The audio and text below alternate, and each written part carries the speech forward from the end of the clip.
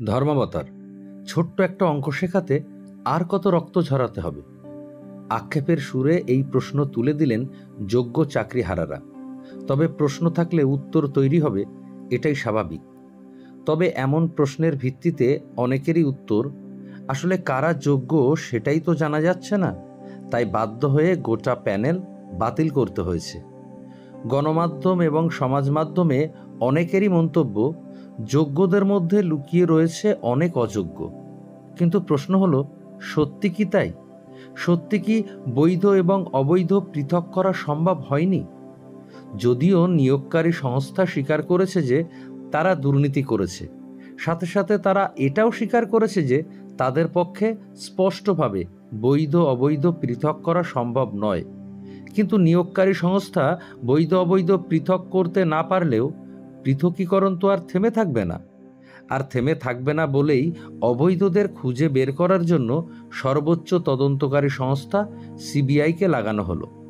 আর CBI সম্পূর্ণ পরিষ্কারভাবে roll number ধরে ধরে টেন্টেড অর্থাৎ অবৈধ বা কলঙ্কিতদের নামের তালিকা তৈরি করল।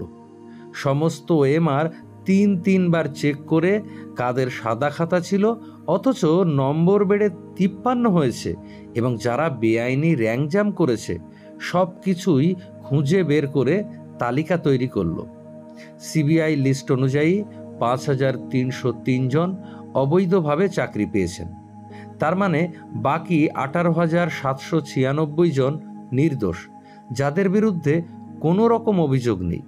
কিন্তু দুঃখের বিষয় হলো, যে সিবিআইয়ের তদন্তের ভিত্তিতে এত বড় দুর্নীতি জলের মতো পরিষ্কার হলো, সেই সিবিআইয়ের বক্তব্যকে সার্বিকভাবে মূল্যায়ন করা হলো না।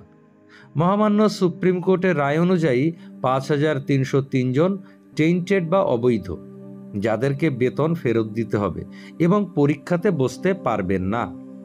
আর বাকি 18,796 জন, যাদেরকে বলা হলো not specifically found to be tainted, অর্থাৎ যাদেরকে নির্দিষ্টভাবে অবৈধ বা কলঙ্কিত রূপে চিহ্নিত করা যায়নি। এখানে মজার বিষয় হলো, এতদিন যাদেরকে আনটেন্টেড অর্থাৎ কলঙ্কিত বা অবৈধ নয় বলা হচ্ছিল, সেই তাদেরকে বলা হলো not specifically found to be tainted, অর্থাৎ এদের মধ্যে নির্দিষ্টভাবে কলঙ্কিত খুঁজে পাওয়া যাচ্ছে না। তার মানে কলঙ্কিত বা অবৈধ থাকলেও থাকতে পারে, যদিও সিবিআই তার রিপোর্টের কোথাও not specifically found to be tainted কথাগুলো ব্যবহার করেনি।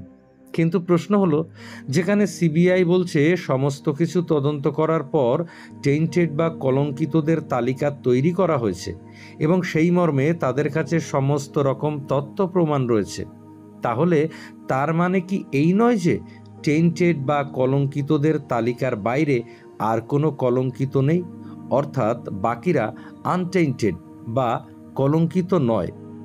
দ্বিতীয়ত, মহামান্য সুপ্রিম কোর্ট তার রায়ে যাদেরকে not specifically found to be tainted বলেছে, সেই 18,796 জন সকলে সমপর্যায়ভুক্ত।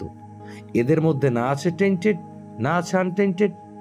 অথচ রায়ে বলা হলো, যারা সরাসরি টেন্টেড বা কলঙ্কিত তালিকাতে নেই, অর্থাৎ not specifically found to be tainted 18,796 জনের মধ্যে রয়েছে, তাদের মধ্যে যারা পূর্বে কোনো চাকরি করত তারা পূর্বের চাকরিতে ফিরে যেতে পারবে।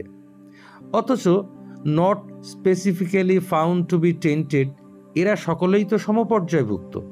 আর ভারতীয় সংবিধানের 14 নম্বর ধারার 2য় অংশে বলা আছে, ইকুয়াল প্রোটেকশন অফ লজ, আইন কর্তৃক সমভাবে রক্ষিত, অর্থাৎ সমপর্যায়ভুক্ত ব্যক্তির সঙ্গে আইন সমান আচরণ করবে।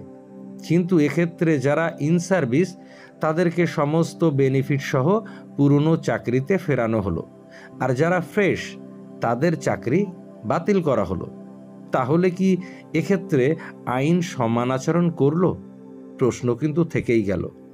এখন এই প্রশ্নের উত্তর মেলে কিনা তার জন্য রিভিউয়ের দিকে আমাদের নজর থাকবে। আমাদের নজর থাকবে আদালতের প্রতি মানুষের আস্থাকে সুদৃঢ় করার জন্য আদালত ঠিক কী ধরনের ব্যবস্থা গ্রহণ করে সেদিকেও। ততক্ষণে আপনারা সকলে ভালো থাকুন, সুস্থ থাকুন। ধন্যবাদ।